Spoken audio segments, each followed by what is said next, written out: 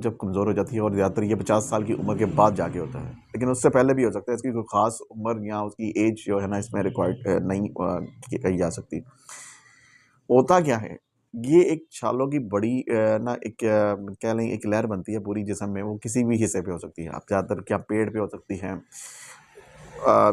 या आप कह लें कि बगल की तरफ भी हो सकती है, या कह लें कि सबसे ज़्यादा जो ख़तरनाक है ना, वो तौलीदी निज़ाम पे हो सकती है। तौलीदी निज़ाम अब जिनसी मेल मिलाप से भी होती है।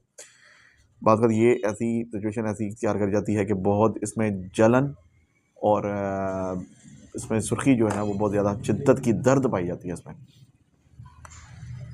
ये बीमारी एक ऐसी बीमारी है, ये वायरस की तरह फैलती है। अगर किसी को लग जाती है तो उसको एहतियाती तदाबीर ये होती है कि उसको सबसे पहले तो इसको 72 घंटे के अंदर अंदर जो है ना इसको ट्रीटमेंट जो है ना वो लाजमी कर लेना चाहिए, वरना ये जो बीमारी है